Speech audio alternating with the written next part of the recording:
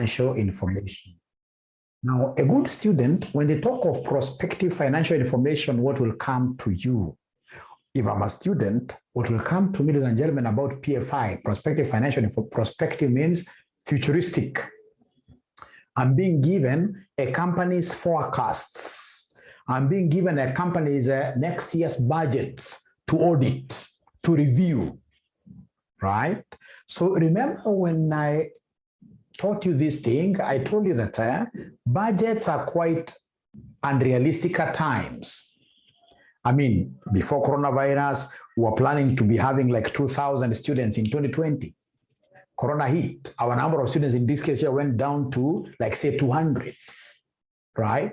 So there are many things that can really change so that future information may not be as accurate as it was intended. So if I'm given futuristic financial information to give an opinion regarding to whether those figures are correct or not, what should I do? What should I do? And I would want us to look at question number 3A, of which we start with the requirement. We are required here to explain the matters which should be considered by Johnson and Company before accepting the engagement to review and report on Nally's company's PFI, prospective financial information. What is it that I should consider, ladies and gentlemen, before I say yes? As your auditor, I can as well give an opinion as to whether your budgets are okay or not. Even before I read the question, ladies and gentlemen, I'll be able to pick out like 3 or 4 answers right away. For example, I know as regards PFI, if this is an additional job that I'm going to undertake, I must consider my what here, I must consider my competence. Do I have a competent staff within this audit firm of mine who will be able to undertake this PFI review effectively? So competence is number 1. Number 2 is my independence. Remember that now I'm accepting more and more jobs. When I expect more jobs, what do I get when I get more jobs? When I get more jobs, my fees will go up. Is there a possibility of these fees going up such that I'll be able to get more than 15% from one client, such that 15%, more than 15% of my revenue is coming from one client? If that is the case, then I should reject. Why should I reject? Ladies and gentlemen, remember when most of your fees comes from only one client, there will be too much dependence on that client. So if that client, one fine morning, he tells you to jump, you can't tell this client, no, I'm your auditor. You'll simply ask this guy, how high do you want me to jump? Because you know that he's the one who is buttering your bread. So independence is very key. And even in the concept of independence, remember, when I'm starting, in this case, ladies and gentlemen, to handle so many documents for my organization, there is a very high risk of what we call self-review. When you start doing an audit work, at times in this case here, you'll be forced to get figures that you saw in this budget, at times, for example, being included in your audit. In the financial statements that you are preparing currently, perhaps the directors will pick this budget and the figures and they started discussing those figures in their annual reports. So as an auditor, there is a likelihood that the moment you start, ladies and gentlemen, really handling a lot of information about your client, there is a very high chance that you shall start reviewing some work yourself that you met somewhere here. When looking at the budgetary figures, now you'll be getting them when you're doing the real auditing of the books of accounts. So in that case, then your independence will be compromised. So that's number 1. Number 2, assuming Jensen and the company accept the engagement, recommend the examination procedures to be performed in respect of Nally company forecast statement of profit or loss. It's PFI that they would want me to examine. And of course, the procedures will be the same. The concept of R-A-E-O-U. R-A-E-O-U. R is the analytical procedures. I'll be able to compute figures, ladies and gentlemen, right? I'll be able to compute ratios and observe the trends. in the budgeted figures given. Are those figures in this case here making sense? Are they making sense? So it is the same R, A, E, O, U. Abdul is asking whether we write. No. You remember I'm giving you these answers, right? Abdul, I'm giving you answers here. Here, basically what I would expect us to is to discuss, and then if possible, you guys now should be able to pick answers later, right? And write them. It should be a discussion. If you start writing, you'll not be able to cover so much. We'll be able to cover so much. Or do you want me to give you like points you write down? Is that what is good in the interest of everybody, that we give you points you write down? Marietta, yes. Mutembe, yes. Rosie, yes. So I'm waiting to be guided here. I can see 4. Bila Shaka. Martin, yes. Lily, yes. It's then everybody who wants to write these things down. I'm the only one who doesn't want students to write down. So I'm sorry I'll not be able to do that because that means you can only cover one question, which will be very unfortunate. Let me just guide you accordingly. I know you guys are panicking because your exams are here around the corner, but let me guide you accordingly. Right. Now, so we are told here, assuming Jansen's and the company accepts the engagement, recommend the examination procedures to be performed in respect of Nali's forecast. So as I'm planning my answer, I'll remember that these examination procedures are which ones? It is a R, A, E, O, U. Right? So analytical procedures, of course, compute ratios, and see the trends. Are these trends, for example, trends which are expected? Under A, inquiry, I'll be able to do a lot of inquiries regarding these figures. For example, I'll be able to talk to the management. The management, of course, they should be able to commit themselves that it is their responsibility to do budgets. Right? They must give me, in this case here, a letter of representation. Right? So I have to engage, for example, when they're giving me like revenues here, I have to talk to the sales director to see whether these figures really are they making, or rather, I mean, he has to also tell me, commit himself in writing that these figures, according to his best of knowledge, that these figures are realistic, they can be achieved. And of course, I would want even the marketing strategy, right? And the inspections, ladies and gentlemen, I will be able to inspect so many documents. So for example, you tell me that your administration expenses are going to be like this, like rent. I should be able to get even receipts of the various rent amounts which are being paid at the moment, and to confirm in this case here, trace them to these figures. Are these figures realistic? If you're telling me that today we are paying rent of 5,000, and then you're telling me from your budget that rent is going to be 22, 4 times, why? You have to explain. Even is this finance cost, ladies and gentlemen, that I'm seeing here, of course, finance cost, there must be loan agreements.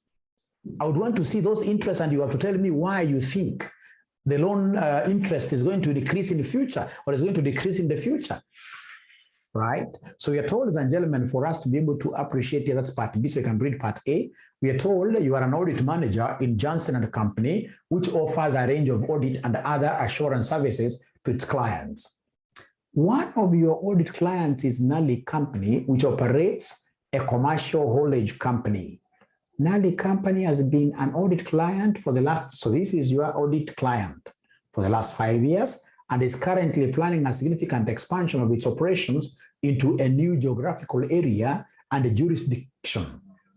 In order to finance the planned expansion, Nali Company needs funds to purchase additional heavy goods vehicles, expand its warehousing facilities, and recruit more drivers.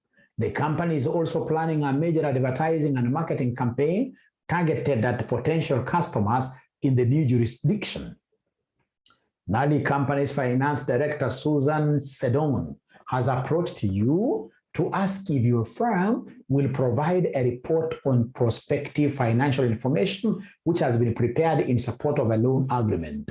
The application is for new long-term loan of $22 million from the company's current lender, which it intends to use exclusively to finance the planned expansion. The company currently has an existing long-term loan of 31 million from the same bank, which is redeemable in 5 years' time. Suzanne Seldon has provided you with the following extract from the prospective financial information, which will form part of the company's loan application. So it is only a forecasted statement of profit and loss. So I can see revenues. I can see cost of sales. So ladies and gentlemen, amongst the procedures that I must, these are P&L. I expect a P&L, of course, to follow the principles of what here? IFRS. If it's revenue, what is the principle of revenue recognition? If it is cost, how are you charging the depreciation into cost of sales? I would want those policies, ladies and gentlemen.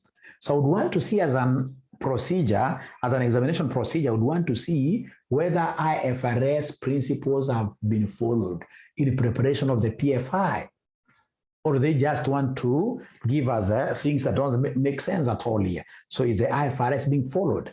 Great. So I'm being told, ladies and gentlemen, here, if you look at this very well, I'm told revenue represents amounts derived from the provision of haulage services to commercial customers operating principally in the retail sector. Nally's company board of directors believes that trade in both its existing and new markets will experience significant growth over the next 2 years.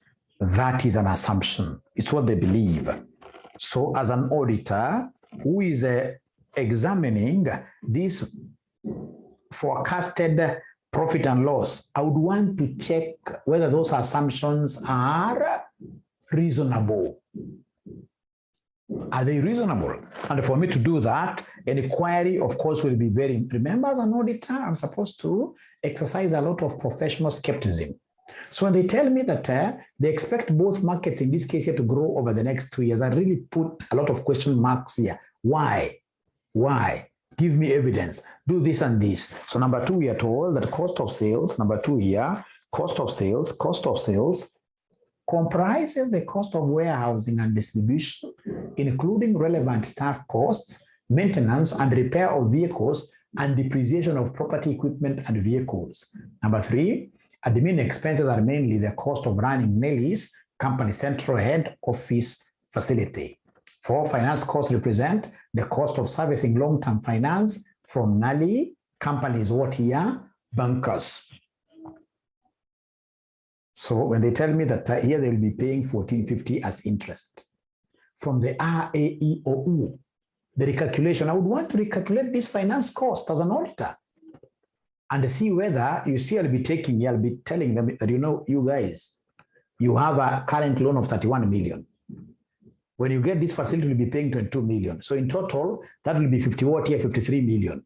So out of this 53 million, what is the rate of interest? I should be able to recalculate the finance cost that these guys expect to pay here. So they want me to explain the matters which should be considered by the company, my company, before accepting the engagement to review and report on Nally company's PFI. So I'll not belabor here, straight I'll just give you the answers here. So this is question number 3. Question number 3, ladies and gentlemen. Question number 3. So matters to be considered before acceptance of engagement. Number 1 will be the auditor's independence, including potentially significant advocacy threat and a possible self-review and self-interest threats. Intended use of the report. Is this report going to be used by the bank only, or is it something that will be distributed widely? So basically here, I'm looking at risk mitigation. If it is something that will be used widely outside there, most of these parties outside, if they use this information that I'm going to give an opinion over, and then they get into problems, they'll sue me. So I'd want to know the intended use of the report. Who are the users? And this has to be written down. It has to be put down in writing. Nature of assumptions and the time period covered. This is very important. In this case, we were told 2 years, right? Availability of experienced, competent staff, and a time frame for assurance. Do we have experienced and competent staff? At least that I cannot forget. Appropriate safeguards to reduce risks to acceptable level. Now that I'll be doing two things for this one client, is it possible for me, for instance, to have two engagement teams? Have one engagement team for purpose of reviewing this budget, and I have the other engagement team for purpose of auditing. So I have to consider before I accept this job, if possible, to avoid these independent threats, I should rather have two independent teams. So do I have that capacity within the organization that can make me, in this case, to safeguard, to reduce these risks? Risks of what here? The risk of independence, if you remember. And then we have here details of the PFI to be given to the bank. Which details? What do you want me to give to the bank? Is it just a forecast profit and loss only? Would you want a balance sheet? Would you want a cash flow? So I would want the scope of operation, ladies and gentlemen, here to be defined very well, So I want to believe you have been able to pick your points, high-level points, of course, as I always call them, in a way that you should be able to give me green light to go to part 2 of this question. Can I go to part 2 now? We can't start writing these things really on the board because this answer is yours. So long as you really appreciate what is there. It's just like any job outside here. Just like any job outside here, ladies and gentlemen, before you start any job outside here, there are those things that you must look at.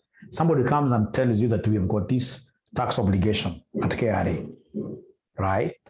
So you have to look at your competence, right? Whatever report you want me to produce for you, how is it going to be used? Where else are you going to distribute it? I want to know that. I want to know the scope of operation. Thank you very much. So the second thing here that you guys have told me to discuss is this one here. Where they want me to, already have discussed them. Assuming Janssens and Company accepts the engagement, they want me to recommend the examination procedures to be performed in respect of NALI, company, statement of profit and loss. Look at here, 9 marks. We expect like 9 good points from this RAEOU. Is there somebody who is able to state those points very fast? The examination procedures from the RAEOU in terms of prospective financial information. What key things are you going to do as an auditor? Remember anything that you say here. For example, if I'm the one doing this PFI examination, I would want to know the qualifications of the people who have developed these budgets. I would want to know. That's an examination procedure. I'm inquiring. I would want to know. I mean, who did this work? Is this accountant? Is he fully qualified? If he's not fully qualified, I will not rely. I'll not want even to do the work. Right? That's a procedure. Right?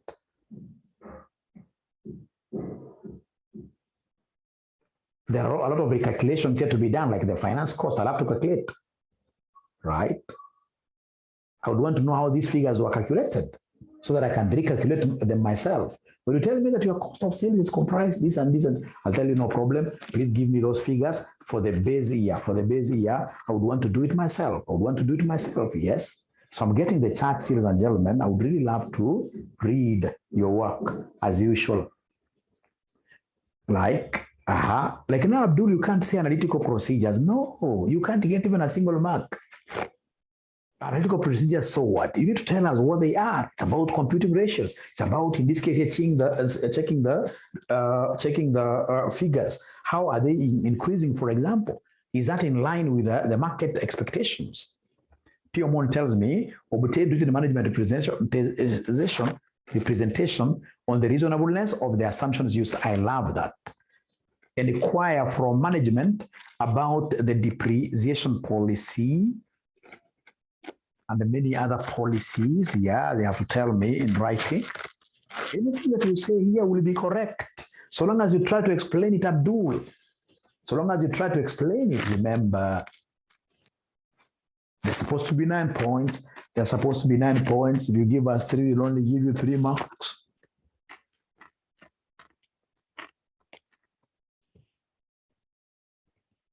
I like the concept of assumptions because remember, Yeah, I like this one. Inspect physically documents relevant to the maybe PFI preparation, the documents, and you should be able to quote them. For example, for PFI, ladies and gentlemen, I expect this company to have, or rather, to have quotations because it's futuristic. They must go and ask people there that you guys, if you're going to supply us these goods in the future, how much will you charge us? I expect to see quotations, and if those things are there, I have to inspect physically the documents relevant to the to preparation of the budgets, for example, preparation of the PFI.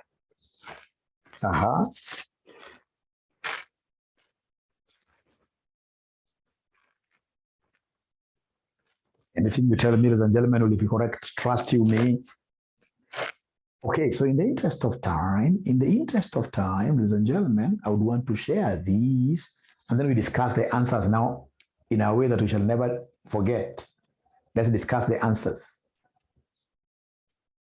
Like you can see here, check arithmetical accuracy of the forecasts. Arithmetical accuracy. You're doing what we call casting. For example, down there, they have given us, if it's revenue minus cost of sales, they've given us gross profit. And those gross profits, in this case here, in agreement, it's called casting. Agree accounting policies consistent with financial statements and comply with IFRS. So see to whether this basically is inspection. We're inspecting the policies given. Are they consistent with those ones that are used in preparation of the financial statements? And of course, do they comply with IFRS? Discuss key assumptions with management and assess reasonableness. Review market research documentation and discuss with management. Obtain and review customer contracts for new customers to confirm projected growth in revenue. So basically, you're inspecting the customer contracts here. Do we have any new contracts? You guys are telling us that the market will be very good, and you don't have any new contracts on the table. What kind of liars are you people, right? Obtain written representation from management on reasonableness and the completeness of assumptions. So this is very important. Next, assess competence and experience of client staff. I told you who prepared these forecasts, including this PFI. So we want to know whether those guys are qualified. Are they CPAs? Right? Perform analytical review of key trends, like growth in revenue, cost of sales as a percentage of revenue, declining trend in administration cost, increase in net profit margin. I have to compute those ratios and see really what kind of trends are we having there. Review capital expenditure forecasts and agree them to invoices. So the invoice, of course, may not be there. This will not be there for PFI. Don't have it. Not unless you're looking at the invoice, previous invoices. But basically, we'll be having what we call supplier award year quotations. These guys are budgeting to buy 10 vehicles next year. So they'll go to, for example, CMC and ask CMC next year, we want this number of vehicles. These are the specifications. How much will you charge us? So when I call these directors and tell them, you guys, I can see you are putting a lot of cost here for vehicles. They'll tell me, hey, you know what? This is not something that we are thinking.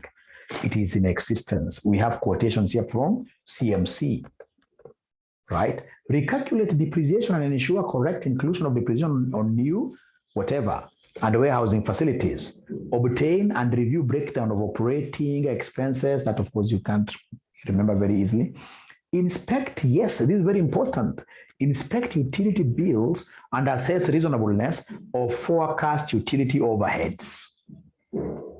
So the utility bills, like for example, electricity bills, if they are here, I would want to know you guys are projecting these things to be 10 million, but today they are 2 million, right? So I would want to inspect the current or recent utility bills and assess reasonableness of now forecast utility overheads. Obtain and review documentation for existing loan agreements with the bank and draft documentation for new loan and recalculate the finance cost. Ladies and gentlemen, I would want you again, please allow me to disturb you a little bit. Amongst those points that we have spoken there about or examination procedures of PFI, which ones will you never forget? Which ones will be in your mind? Somebody give me two points which you can never forget about not audit, but examination procedures. of PFI.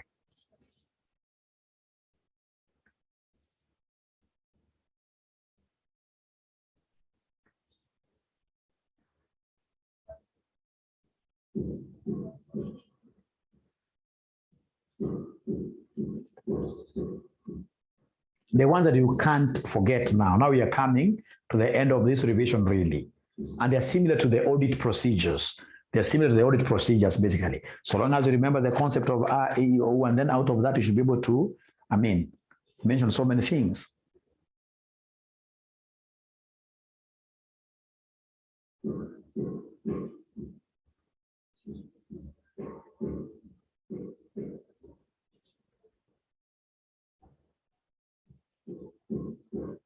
Are we together, or they're still typing? I hope they're doing something. I hope they're doing something. Thank you very much, Maria. Performing analytical reviews of key market trends. Here, Marietta, remember here, when you mention such good language, that's very good English. You must remember, if it's key market trends, talk of revenue growth, talk of such things, right? What is happening in the market, competitive industry. Yes, e.g., I'll calculate the revenue growth year per year, right? E.g., so you don't end up writing naked figures. You want figures with meat. You want sentences with meat. After you put a full stop, you need to qualify, right? Thank you so much, Marietta. Yeah, Rosie, perform analytical review of key. Yes. Review. You see, like now, this is a very good student who has even gone out of the box to give us a very good point. Review board minutes and review competence of the preparers. The only thing I have done here, first of all, Rebecca, I appreciate this point, but what I've not liked in your point is that you are mixing up very important concepts here, which the examiner can only give you a mark. Review of board minutes for approval was this procedure of budget preparation, and even the budget that has been given to me, has it been approved by the board? It's quite a heavy point, which should be alone, Rebecca. And then the concept of now inquiring about what your competence of the preparers. You must separate. Those are two important points that should be able to make you pass.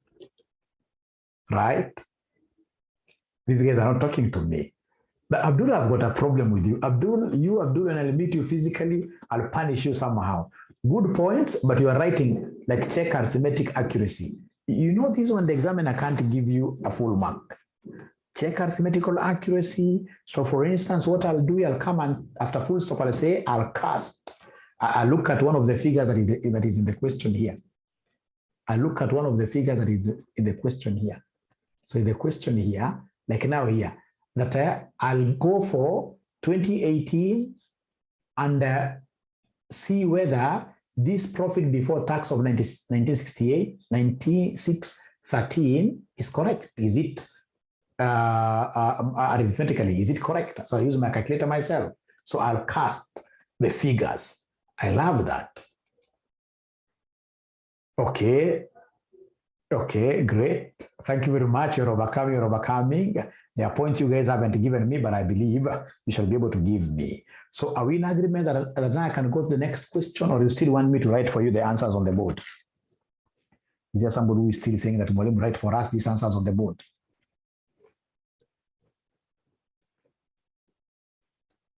So long as, ladies and gentlemen, we have the answers here and we're discussing here between ourselves, I don't think this thing of writing answers on the board is really a good thing. No, we don't be able to like now we're moving very fast because we are discussing something. You're discussing documents here. Serious discussion. We are good. Thank you very much. We continue. So we are told part this required comment on the quality of the planning and the performing of the audit of Watson Company, discussing the quality control and the other professional issues raised. How many marks? 10 marks. So if I can even have, like, say, 5 points, very well explained, I'll be able to get 10 marks. Great. So we continue here. Yeah, sharing the answers later is the best thing, really. So, ladies and gentlemen, remember when they are talking of really planning for the audit, when they talk of planning for the audit, there are things that I'm supposed to really appreciate. When they talk of planning an audit, what am I supposed to do really? First of all, I must understand my client very well. So I must have what we call an entry meeting with my client. In this entry meeting, I would expect them to give me the financial statements, 5 of them. I would expect them to give me an income statement. I would expect them to give me a statement of financial position. I would expect them to give me a statement of changes in equity. I would expect a cash flow statement. I would expect the notes to the accounts. So I'm trying to plan here. So when I'm planning, I'll be able to assess risks. What kind of risks here? Remember, I could be the first auditor, for example. Or I could be a new auditor here. You know, a new auditor has to do so many things. If it's a new auditor, I have to really go an extra mile to confirm so many things. So which audit strategy am I going to use here? Right? Should it be the transactional cycle-based? I'm trying to wonder loudly. Balance sheet, audit strategy, where I just audit the balance sheet items. Is it risk-based? But the most important thing, ladies and gentlemen, during the planning stage is to understand my client. Who am I dealing with? Are the accountants, for example, qualified? How are the internal controls like? Ladies and gentlemen, in this case, I would want to know the high-risk areas. For example, if these people have what we call financial instruments, of course, they're accounted for under IFRS 9. We know that financial instruments are quite technical things to account for. They are quite technical things, the hedging tools. They are quite technical things even to audit. So it is at this particular juncture, I'll be able to get a high-level agenda, a high-level understanding of the various risks, which then will be able to guide how I'm going to conduct the audit. So ladies and gentlemen, please listen, or rather, let's just read the question first. Let me share my screen here.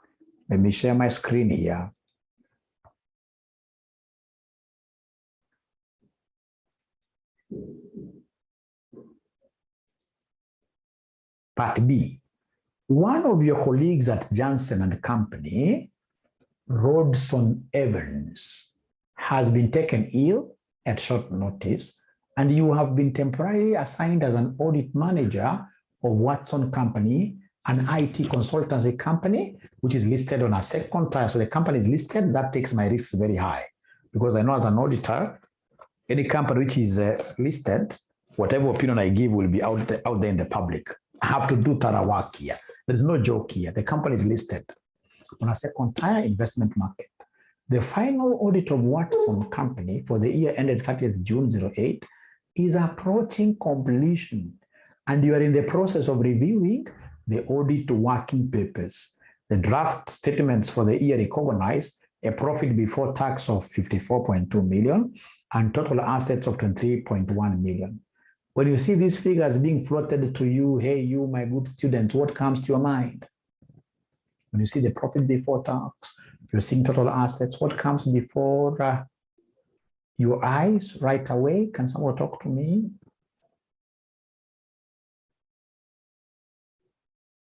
Materiality, I suppose that is what you have written here under the charts. Materiality, yes. Thank you so much. The audit supervisor, who is part qualified CPA for your case, has sent you an email from which the following extract is taken. When they tell you that this guy is a part qualified, what is your take on the competence of this person? What is your take on the competence of this person as regards auditing is concerned? When they tell you that somebody is part qualified.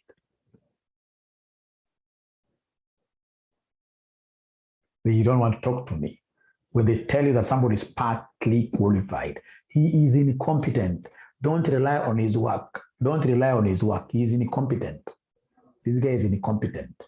questionable competence. Thank you very much, Piomondi. Piomondi will make a very good auditor. Competence is questionable straight away. Questionable competence, yes. Thanks, Kelvin, yes. Thanks, Kelvin, yes. Great. No, I wanted to not to stop sharing. Great. So, ladies and gentlemen, you are told here that it is great to have you on board. As I was beginning to worry that there would be no manager to review our working papers prior to the final audit clearance meeting next week. Wow. Wow. So you are coming in like this. These guys are at the tail end. They are telling you that it is next week that they are going to have this final audit clearance. There is a problem there in terms of what are resources here. I mean, do we have that capacity then to be able to review everything? I'm quite new to this engagement. I'm new in this engagement. The audit assistants and myself have done our best to complete all of the audit work, but we only saw Rodney on the first day of the audit about a month ago, when I think he was already feeling unwell. You can imagine how they have been working themselves without really supervision. Who has been taking their working papers? Because you know, working papers somewhere that they must be signed, reviewed by, right? So basically, they have been like a ship without a radar, right? Right. We had a short, brief meeting with him, at which he told us, if in doubt, follow last year's working papers. I mean, what is that? Last year's working papers are supposed to be just a benchmark. In the current year, so many things are going to change. One issue which I wanted to check with you is that Watson Company has introduced a cash-settled share-based payment scheme by granting its directors share appreciation rights for the first time this year. Who can talk to me? This cash-settled share-based payment scheme is normally accounted under which IFRS? This is IFRS what? Share-based payment is IFRS number what? Is IFRS number what? Is IFRS number what? If you don't know, you simply say, I don't know. Nobody is going to fight you if you don't know. Simply say, I don't know.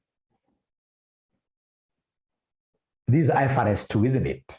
This is IFRS 2, and I know that IFRS 2 is among those auditing or other accounting standards. Yes, IFRS 2, yes. It's among those standards which are quite complex, difficult to use. So to me, then this IFRS 2 cash-based payment is a risky area as an auditor. So I'd want to know, how has this been audited? Number one, how was the figure that is here? And a share-based payment, maybe 10 million, how was it computed? Who computed this figure? Is this person really qualified, a member of ISPAC, say, with 10 years experience? Right? And even the auditor himself, this guy is partly qualified. He's not really up to the task, right? So we are told here, this was not identified at planning. This is quite a wrong thing. There are those things when I see, like I know IFRS 15, revenue recognition. I know IFRS 9. IFRS 9 I know is a bad one. I know in this case here, IFRS 2 is a risky area. I know inventory valuation, IAS 2 is a risky area. If there is anything to do with the group, IFRS 3, IFRS 10, IFRS 11 and 12, anything to do with the group, including the associates, those are risky areas. Whatever figures are the financial statements, they have to be identified from the beginning, and more work, audit work has to be done in them. The share appreciation rights were granted on 1st July 2017, at which date the client obtained evaluation of the rights, which was performed by an external firm of valuers. Very good, external valuers. I filed a copy of the evaluation report, and I've looked up the valuers online, and I've found a very professional looking website which confirms that they know what they are doing. Really? Is that how you do due diligence? That you go and get in? Actually, if I go to a website and get a very good looking website, I know that is how bad people hide their things, right?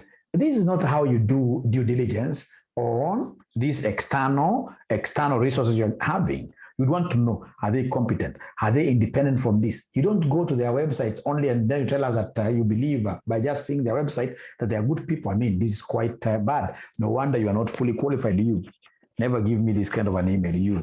You.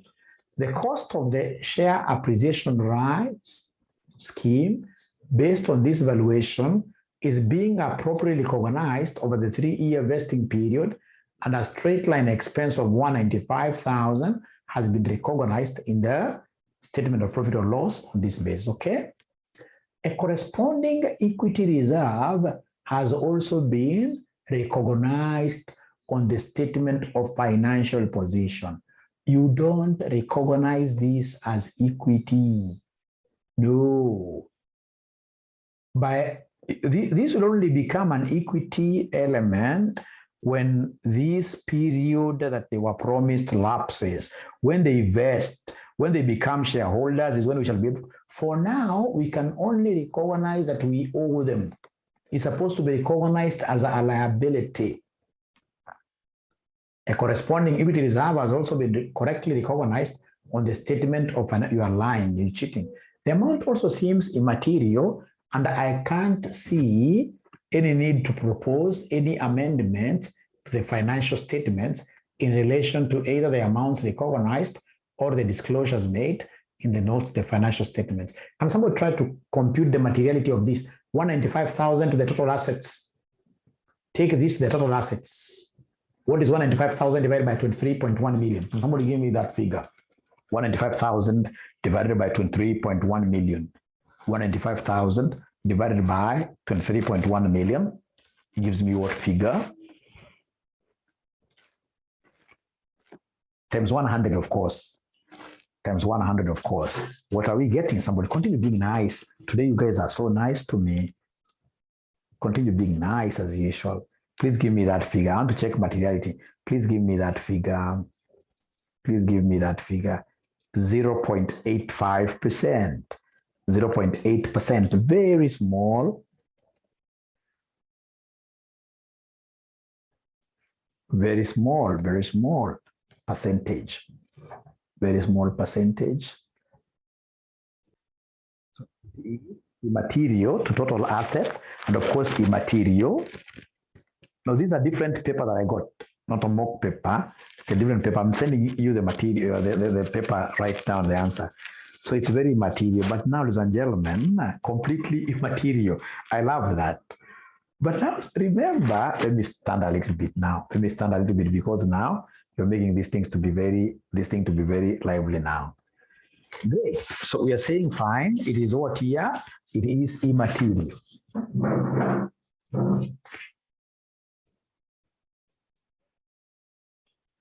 You are saying fine that this thing is what here? It is immaterial. Fine. I agree.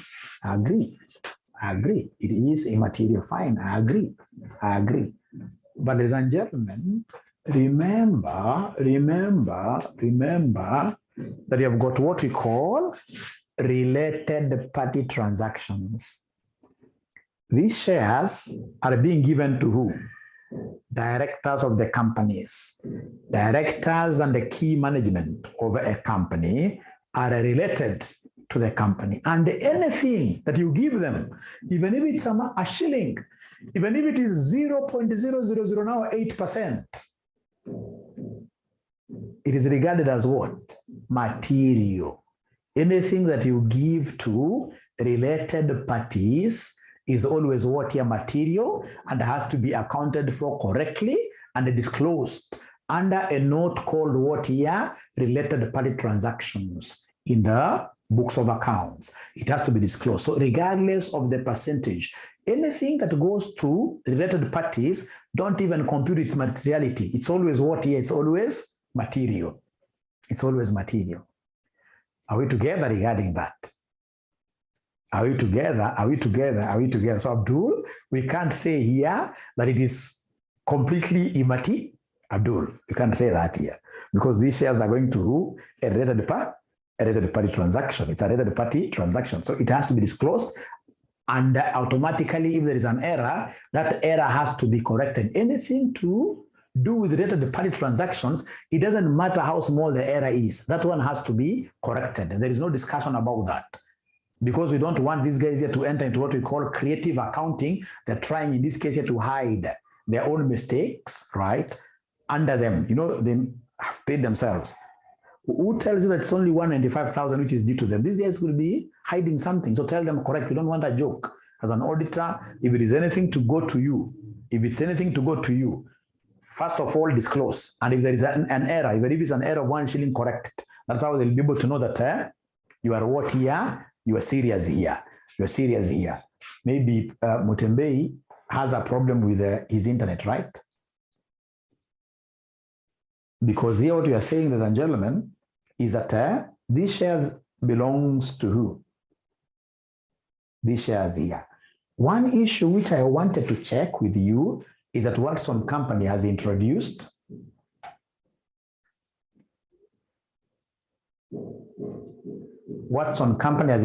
a cash settled share-based payment scheme by granting its directors, check this, its directors have been granted. So even if this 195,000 amount is what is immaterial, so long as the payment is going to a related party. Do you guys remember the definition of a related party? We'll talk about that later, but management, key staff, directors of a company are always what are related party. They're related parties. And any related party transaction you must always disclose, regardless of the materiality level. You must disclose. And if there are any errors that arises out of a related party transaction, you must always do what here? You must always correct. Not you as an auditor, you must stamp down your feet as an auditor and tell those guys here to do what here to correct. I hope now you understand that, Mutembei.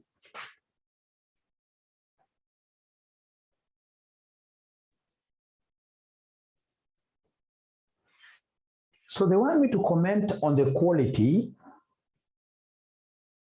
No, before that, the amount also seems immaterial and I can't see any need to propose any amendments to the financial statements in relation to either the amounts recognized or the disclosures made in the notes of the financial statements. So you're required to comment on the quality of the planning and the performance of the audit of Watson Company, discussing the quality control and other professional issues done what here raised. I think you have done most of this. So then what we need to do is to come here.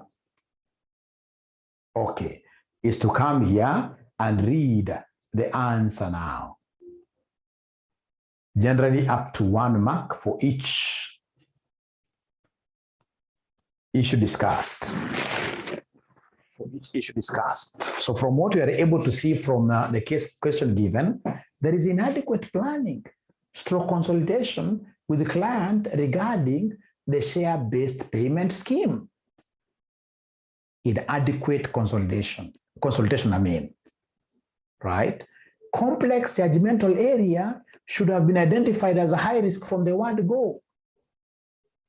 A part qualified supervisor, that means inadequate skills and expertise for this listed client. The client is listed.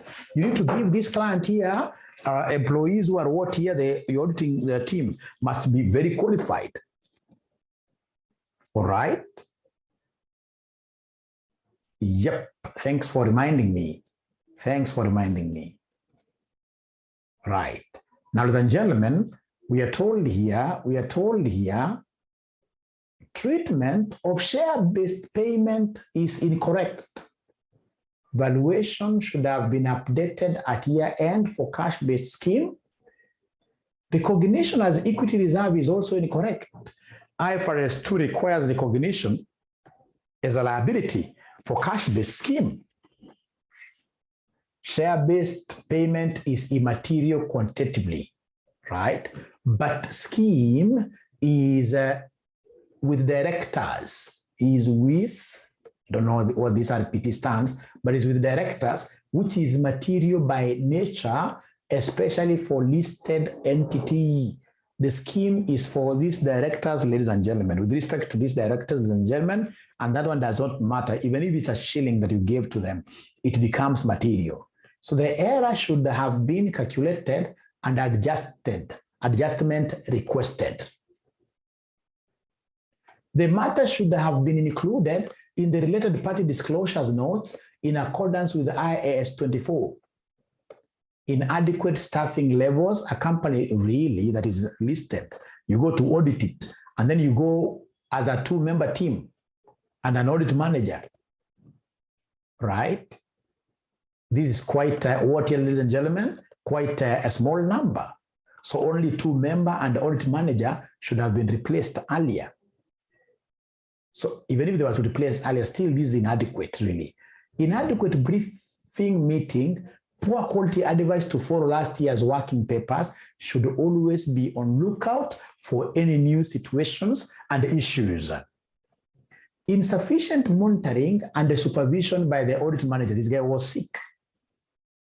No evidence of partner oversight during course of audit work, right? So the partner, there is no place they have told us here that the partner was really offering any oversight. You know, even when the manager, for example, became sick, at least the partner should have been able to come and wear his shoes before getting a replacement. They have not mentioned anywhere about the partner, the engagement partner in this question. Failure to update and change the audit plan as necessary during course of audit, clearance meeting is next week, and the manager review is only just taking place.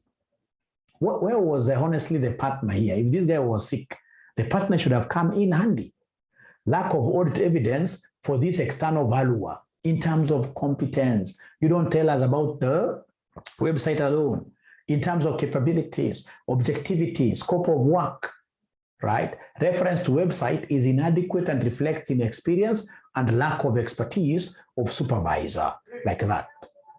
So I want to believe, ladies and gentlemen, again, that you guys have been able to pick a few things from these discussions on audit planning, where in this case, they never scored well. When they never scored well, I hope that is helpful. I can see a chart here. Yeah, related party transaction. So related party transaction, ladies and gentlemen, related party transaction, perhaps you haven't done this. What I need to do, ladies and gentlemen, then is to pull some materials. We study about this IS 24. Can I pull some materials? I can see so many questions surrounding this IS 24 related party transactions. Can I get some materials? I first of all take you through the related party transactions. What do you think? Related party transaction before we continue? Yes, just a minute then. Just a minute.